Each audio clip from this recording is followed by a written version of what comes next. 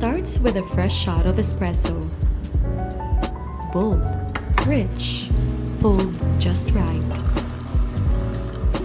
Then comes the milk, steamed smooth, creamy, and balanced. The perfect latte is not rushed. It is crafted, one cup at a time. Your perfect latte is ready. Coffee first, then everything else. Good afternoon. Welcome to Beyond the Headlines, where we look deeper and think better. I'm DJ Moises, and today's conversation is brought to us by Coffee First. For more than a decade, the Cebu Bus Rapid Transit has been envisioned to serve commuters from Bulacau in the south to Talamban in the north. The original design prioritized the needs of urban poor communities who relied on efficient and affordable public transportation for daily mobility and livelihood. But the Department of Transportation, or DOTR, requested the City Council to pass a resolution approving the development of a BRT loop within the Cebu City Government Philinvest joint venture property at the SRP, shifting urban and commercial priorities. After a heated exchange, the committee report was withdrawn and effectively halted for now the council's action on the DOTR request, pending further review and possible revision. So where does that leave Cebu? Let's put politics aside and examine the bigger picture. Joining us today is the majority floor leader, congratulations, Cons, no? And chair of the Transportation Committee of the Cebu City Council, Councilor Winston Pepito. So, Councilor Winston, welcome back to Beyond the Headlines. Thank you, DJ, for inviting me. Yes, and we're also glad to have you here again. Our topic today is also kanang a good opportunity for our viewers, no, the Cebuanos, to be more educated about CBRT aside from what they just read on the headlines, no? So my first question is about the debate that's ongoing, no? Not just within the City Council but also even everyday Cebuanos about the scope of CBRT. So can you walk us through about what truly is the scope? Kay mura magugkaron, it appears like there's a new scope, there's an old scope. Was there really a new and old scope or coverage of the Cebu Bus Rapid Transit? Okay, thank you. So ako lang klaruhon nga there's no such thing as new scope. Kay since from the very beginning sa pag-approve sa NIDA, ang SRP o ang Bulacau to Talamban route, appeal na jud na siya sa approved plan signed by then Mayor Tammy Osmeña 2016 pa. Mm-hmm. So ang DOTR wala sila gi-request nga new karon nga bag-o lang nga revision or realignment sa katong original approved plan. So sa NIDA, what I'm trying to say is naa pa jud diha ang Bulacau to Talamban, na appeal po diha ang SRP. So appeal na siya sa original approved plan na signed by Mayor Tammy Osmeña. That is a good clarification, Councilor Winston, no? And if there are opposing views, no, about this, then they can also join in the conversation. But what you're saying is even using the word realignment is incorrect because SRP, to begin with, is part of the CBRT route.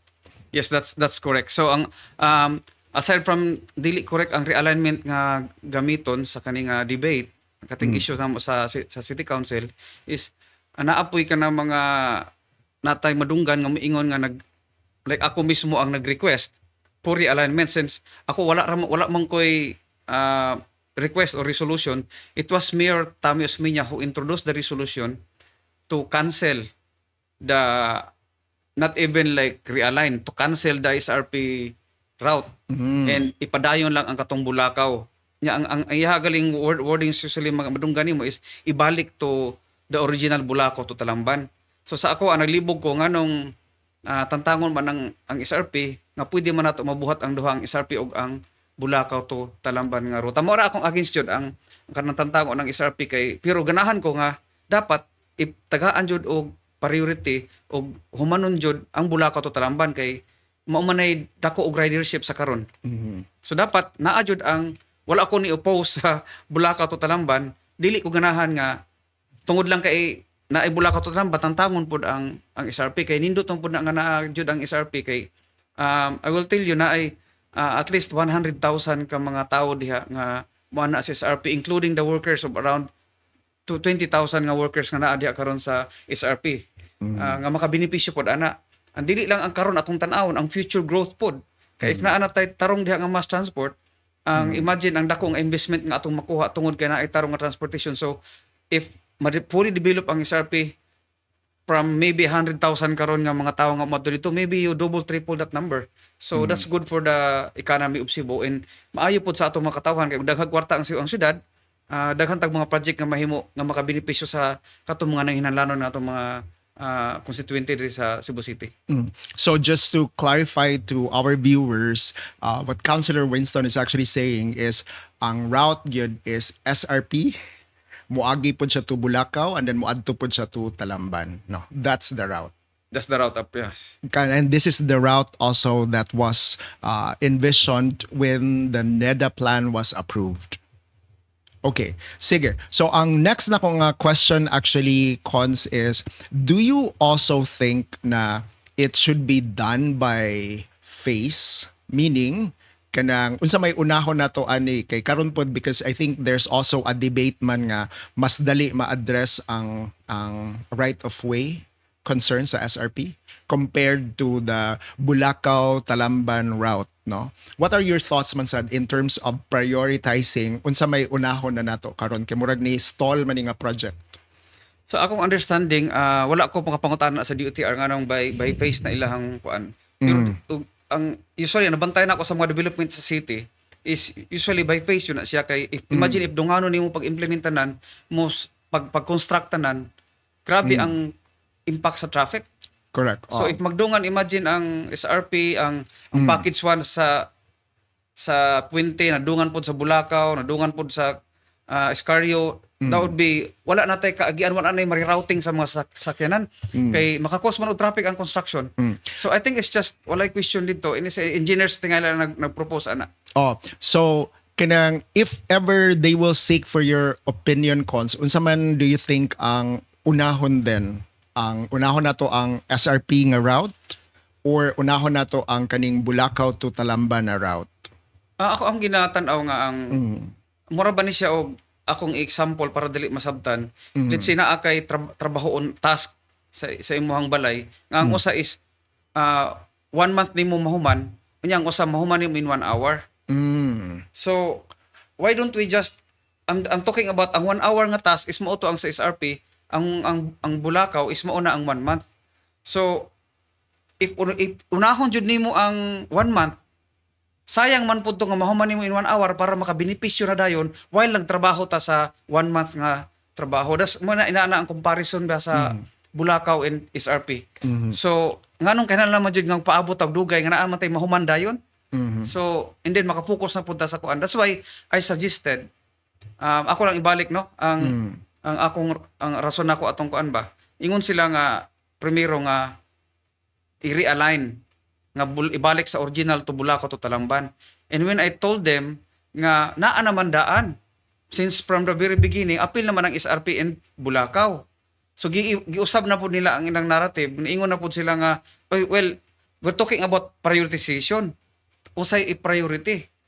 So then when I suggested nga okay, let's even during our session ni kuan ko og motion nga postpone instead of cancellation of SRP, why don't we just say prioritize the Bulacau? Ni against ra pug gihapon. So then I realized then it's not about realignment, it's not about prioritization. So usa man din siya. So murag na per your understanding, it looks like it's already an exclusion of SRP, no? About dili na sa prioritization. Dili na sa prioritization. So, and as we all know, naadyo history na ay documents, publicly documented ni siya, nga naadyo panagbikil ang atong Vice Mayor o ang SMN Ayala. So, naadyo ni siya dugay na. So, I was, hopefully, wala to siya influence, hopefully, dili to mo to siya influence sa katong pagduso ni ani nga resolution. Das naadyo na documented ni siya, all the news outlets gi-cover ni sila ang ilahang dili maayo nga relasyon sa SM Ayala and the vice mayor kay aabot gali na sa korte. So, murag, there is also a possibility that the exclusion could also be motivated by something else other than the decision of what is best for Cebu. Dili naman ta ka makabasa no sa unsa di ka ng intent sa proponent, pero since dili man ang realignment naa naman daan since 2014 pa signed mismo by the vice mayor When he was the mayor. when he was the mayor. So wala na tong argument nganong og dili ka ganahan from the very beginning nganong kato pa lang nganong design man ka ato nga time nya from 2016 up till karon naman ni siya na nahitabo wala man nimo giupo sa una. So once the fact was established, they're talking about prioritization na pod. So when I suggested nga i-prioritize ang Bulacau, di masadyo gihapon. So now asa naman ni ingon so ako okay, hopefully dili ni siya influence sa ilahang panagbikil sa una until now siguro sa kaning mga major corporation og sa proponent. And the other thing lang, Cons, ba, just to also clarify sa ato ang viewers, because in my opening script I actually mentioned nga Department of Transportation requested the City Council. So if the SRP route is already part of the scope that was approved by NEDA, so what was this request from the Department of Transportation about? Okay, need magud og approval sa council, sa city council para maka-start na sila og work dito sa SRP. Kaya na-appeal naman sa route daan ang SRP. So need man sila og approval sa council kay muagi man sila sa dito sa PhilInvest Loop. Nga kanang joint venture na sa city og sa PhilInvest. So mao to nga pag abot nila sa council sa katuilahang request, din atong gibalik sa mayor's office. We requested the mayor's office nga i-convene niya ang kanang joint venture committee sa PhilInvest and sa city government kay para sila mag-make og recommendation. Kay para ang makabalo ang council sa ilahang recommendation og legal ba ta ani nga ang council mo allow nga kani joint venture man sa PhilInvest. So mo tong gipaabot nato at until now wala pa ta kakuha og recommendation gikan sa katong ato ang request. Okay. So the request is not about inclusion of SRP. No, dili. The request is about the loop specific to the government property and PhilInvest PhilInvest, yes. joint venture. So wala jud mangayo wala mo ingon ang DTR nga magpa-realign mi kay among i-include ang SRP, which is wala mangayo anang DTR kay appeal naman daan ang SRP 2014 pa. Ang ilang gipangayo is lang ang authority or ang pagtugot nga maka-construct na sila dito sa PhilInvest Loop, which is dili mabuhat sa council kay joint venture man na sa PhilInvest, need pa na siya og approval sa PhilInvest and the city government. So mo to nga nag-propose nag-request sa mayor, ang mayor mo convene sa katong joint venture committee sa PhilInvest and city government to give us recommendation sa council aron ang council maka-make og decision. So I hope our viewers have captured that. To begin with, according to Councilor Winston Pepito, ang SRP is already included in the NEDA approved plan for CBRT, and the request from the Department of Transportation, correct me if I'm wrong, Cons, is only specific to the joint venture loop. It's not about including SRP or not. Sige. So now let's move towards the funding. Okay, for everyday Cebuanos like me, kanang concerned said me about the cancellation of the World Bank undisbursed funding of around 85 million US dollars, and the reason for this is because the project could no longer be completed within the loan period. So in your view, Cons, and this is now on the moving forward, no? In your view, could the delays that led to the cancellation was that something that we could have avoided? Sa karon kay sa legal naman nga ang question no kay 2026 man kutob September 30. So wala na jud tay mahimo at tungod sa grabe ka delay sa project. So dapat nahuman unta to before ani nga year. So since na wala mong gyapon mahuman, so mo na siya nakaapektar sa kanang decision sa World Bank. So na karon ang DOTR nangita na sila og daghang sources of funds from the national government general fund or sa ang gitanaw po na karon ang PPP, ang kanang private partnership na ilang gitanaw karon, just like sa uban sa like kaning sa CCLEX marginaan nga pamaagi nga ang private company na mo human sa project. So mo na problema karon, nagdebate ta karon sa project, pero actually wala tay funding karon, pero I'm really hopeful nga naanay na ningkamot ang DOTR ani nga mahuman jud ang project jud by looking at different sources ba.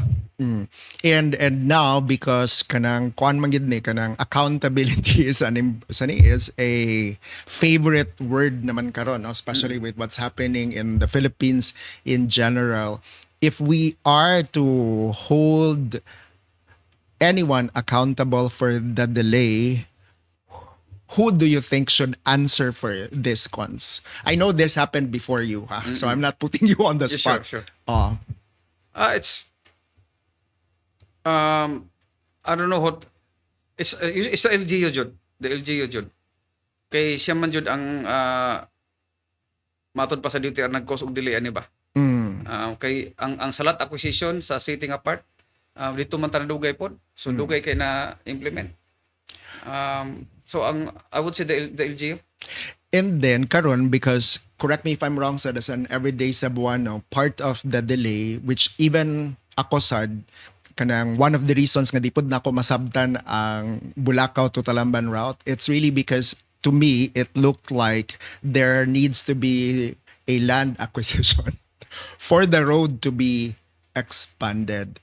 At least in the moving forward phase karon ba, do you really think it's a realistic, and by the way, my frustration also about this project, no, so this is my view, at least I'm kanang declaring it to the viewers nga akong view, is aside from di ka kita sa kaning acquisition, napag yung mga people within the LGU who would say nga dili necessary ang land acquisition. And every time somebody in the LGU would say that, it breaks my heart gani kay murabag, if walay land acquisition na mahitabo, then walay road expansion nga mga hitabo.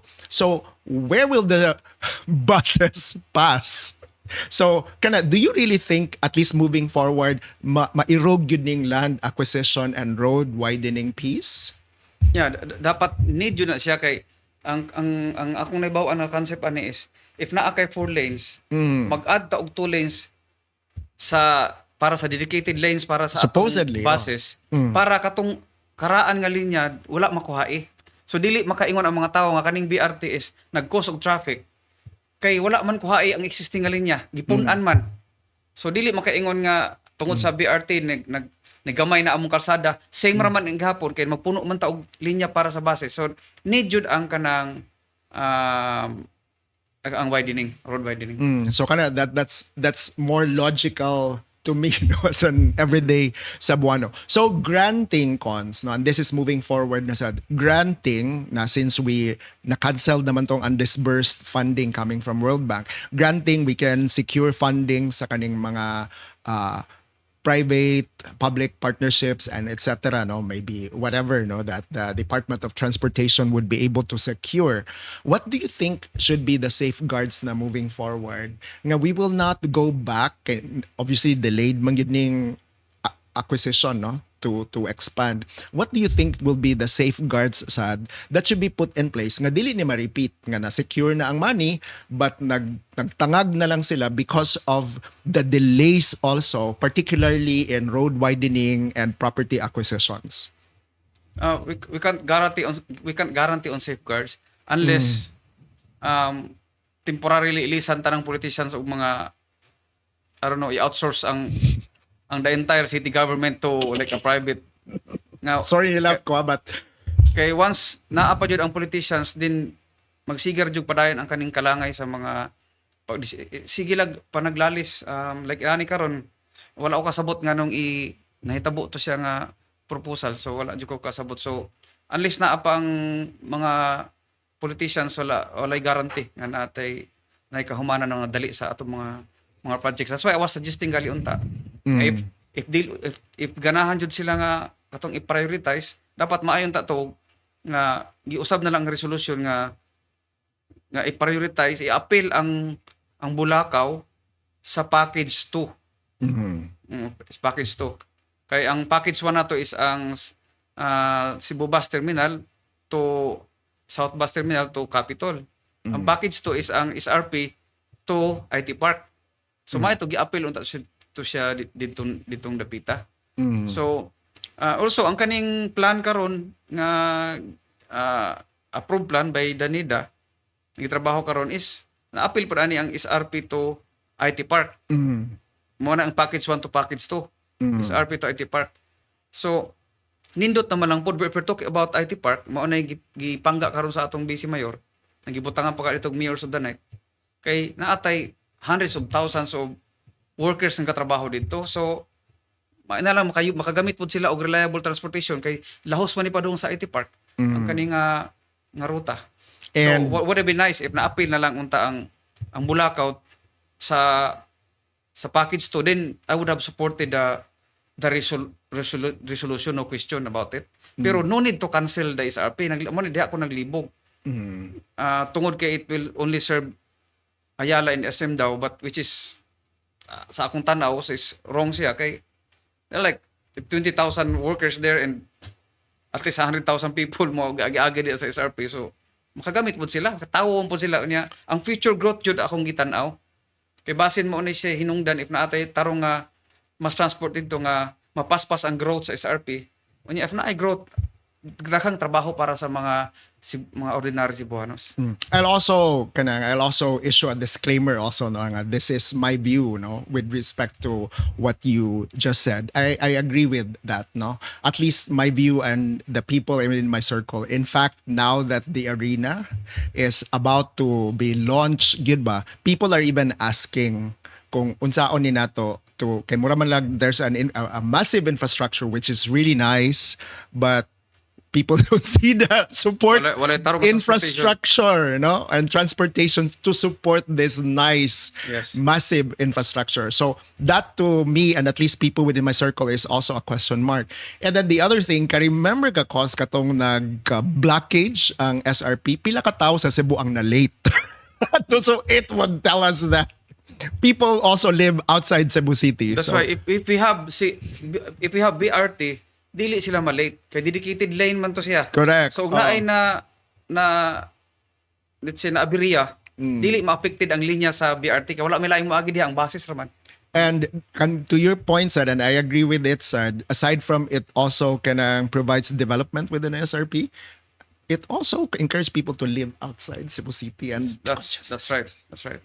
so I'm with you. No disclaimer. I'm with Councilor Pepito, no, in that respect. So karon sige, now that, and congratulations by the way, no, katong you're now the official majority floor leader. There will be corresponding debates pud na makasense ka ba nga murag naman ni kanang political color, no, kay sadly, no, governance, but there's also politics with politicians. So it will always have to go into the conversation. Unsaon nimo pag discern cons na when you draw the line kay pwede man gud siya ma-mask as check and balance. That's why nag-opposition, di ba? Kay murag kulbaan man sad ta kung puro agree tanan. Sure. Pero how do you draw the line, at least personally makain ka ba nga kani murag pamulitika naman gyud ni di naman lang ni siya genuine disagreement. How do you discern and draw that line? Kamano ko it's a tough one, but yeah. As we answer to the people, not to our party. At the end of the day, ang tao may nagbutang namo sa posisyon, dili man ang partido. So maabot kali ka sa point nga pipilion ka sa kaayuhan sa mga tao o kaayuhan sa partido, always you come ato sa kaayuhan sa mga katawan. So that's an easy decision, I think, if maabot ana nga point. Pero so far sa atong nagian, wala pa man ta naabot ana nga point nga pili ko sa katawan o sa partido. Even sa kaning issue sa BRT is naghuna-una jud ko sa katawhan nganong ganahan ko nga dapat naa pa ang Bulacau, naa sa jud ang SRP. Dili kay na lang magpili ta ba asa man ta BRT or Bulacau o kanang Puro katawhan man eh. SRP or Bulacau. Can we have both? Kanang BRT og ang CRP og ang Bulacau. So Which is part of the scope. oo. So mo ni akong gi-argue dito nga dapat ipadayon silang duha. So now the other thing also consists the work relationship between the executive branch and also the city council. Okay, murag it can be a good relationship or it can also be a bad relationship. So whichever is the case, no. But how do you think can the council also move forward without this relationship disrupting it, no? Whether close ang vice mayor or mayor or dili sila close. Kanang I'm just looking at that because it's also a reality, no, that's being faced. How do you think should the city council move forward without letting this relationship disrupt, no? You're referring to the relationship between the mayor and the vice mayor? Yes. Sa akong bago humanan ko sa council, sa akong obserbahan, it doesn't matter if ang vice mayor dili mo-agree sa mayor. Ang importante nga ang council mo agree sa mayor. So as long as naa ang council sa likod sa mayor, wala dili magka-problema ang mayor kay bahalag against pa ang vice mayor. So Yeah, because correct me if I'm wrong. Yes. Sakto, if I capture you correctly, because ang councilman at the end of the day, the majority of the council has to decide man. So bahalag masuko pa ang vice mayor pero mo okay ra ang majority sa council, then okay ra jud ang relationship. wala A ra jud work problema. relationship. Ang ako lang hangyo, hopefully naamata karon live nga for the mayor to act like a mayor ba. So like I don't know if sa ilahang relationship ni Tami now, mag-asa sila karon dapita but hopefully dili siya magpadala sa pressure sa iyahang vice mayor, especially if para sa kayuhan sa katawhan jud ang iyang gitanaw. He has to make his own decisions without kanang maguna-una about if maganahan ba si Tami o dili. Sige, last question ko. This is a very good conversation and this will not, as we can say, this is not the last, no, but this will be among the many pa. If we are to go back to CBRT na lang, no, and also the transportation system of Cebu, what do you think can the LGU na karon in general, not just you, can commit to the public? Kaya muraman siya, Okay. di pa kaayo klaro. That's a very good question. But before I answer that, Sige. ako lang klarohon nga katong nahitabo nga debate sa council is walay ni oppose sa Bulacau to Talamban nga ruta. Wala sa naghimo og realignment. So ako ganahan ko nga ipadayon ang Bulacau to Talamban. Pero dili ko ganahan nga tantangon ng SRP. Dapat naa ang Bulacau to Talamban, naapod ang SRP as originally planned and approved and signed by the vice mayor. Pero to be honest with you, ang kaning BRT is I don't think kaning sa Talamban nga ruta dili jud kay siya feasible o dili kay ko agree ba. But since naa naman ang project gigastuan na gisugdan na mo'y murag best nga option sa karon nga pwede nato makuha. Kaya ang Talamban nga route mangugikan ta IT Park is mixed traffic na siya. So wala jud widening dito mahitabo, wala sa dedicated lane. So dili jud kay siya super kanindot, dili kay siya effective. So what I'm suggesting, mo ni akong sa una pa, I'm gonna pass a resolution gali ani nga sa next session namo nga mo ni pagfokusan na lang since wala may klaro ning BRT o sa mahitabo ani nga dapat na ay explore sa DOTR na padatag later sa DOTR o sa NIDA to explore the possibility of having a monorail from Pitos to downtown. Pitos, Bakayan, Talamban to downtown. Mag-monorail ta. Kay ang kanindot aning monorail, dili kay dako kay ta makuan sa widening. Okay. Kay dito dili tato sa tunga ibutang. Dito na to sa kilid ibutang. Ana. So ang imo lang una-una is ang poste sa I don't know pila ka meters every 100 meters, I don't know the technicalities ano niya. Dito lang kamo to i-acquire nimo dili yung tibuok linya sa both sides sa kalsada. So I think ang monorail is mas mahal siya implement pero wala kayo dakong opposition kay wala man ka nang dako kayo nga trabaho sa road of right of way nga acquisition. So that's what I'm gonna propose, and already I think it's already sent the letter to NIDA and DOTR.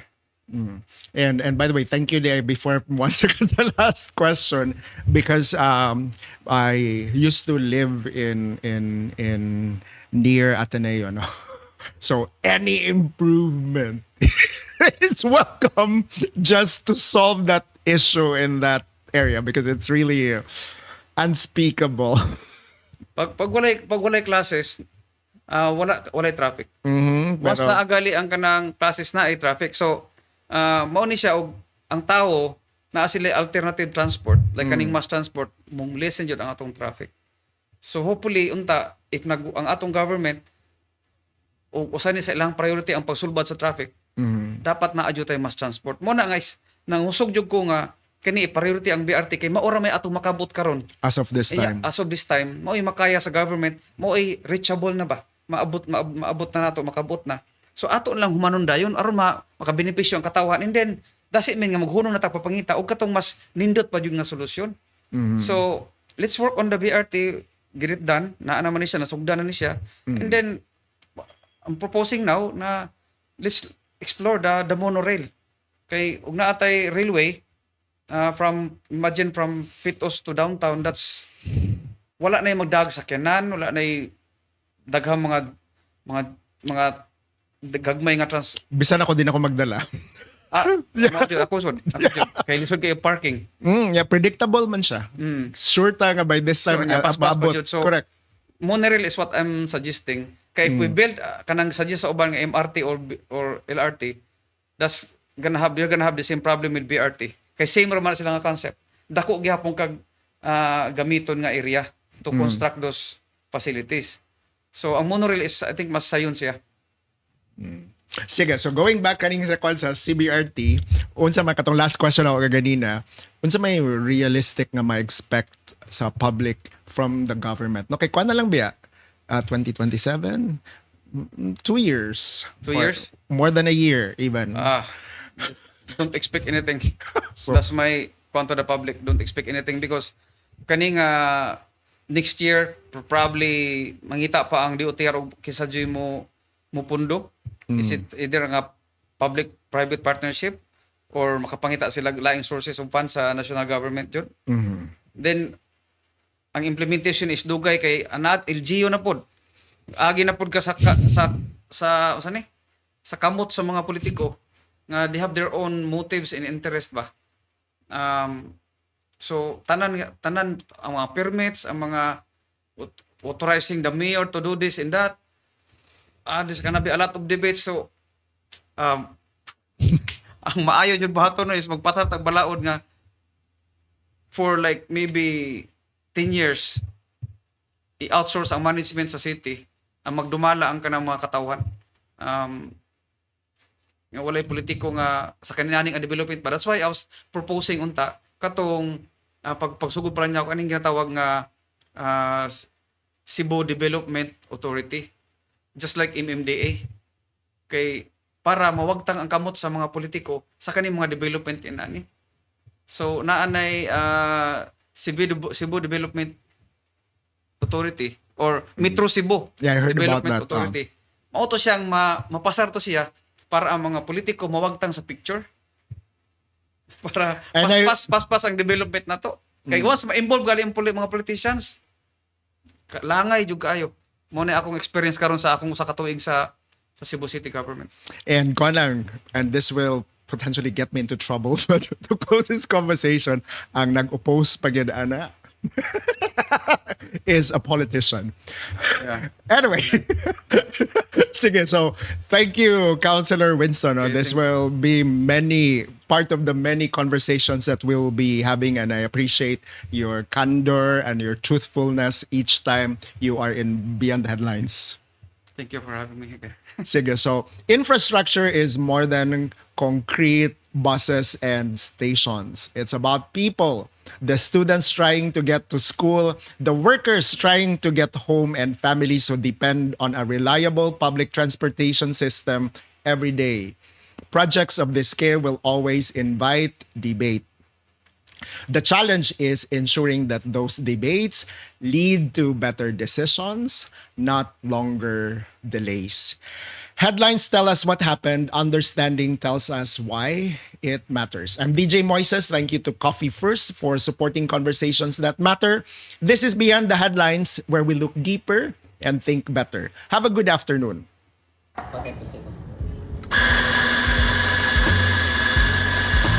It starts with a fresh shot of espresso. Bold, rich, pulled just right. Then comes the milk, steamed smooth, creamy, and balanced. The perfect latte is not rushed. It is crafted, one cup at a time. Your perfect latte is ready. Coffee first, then everything else.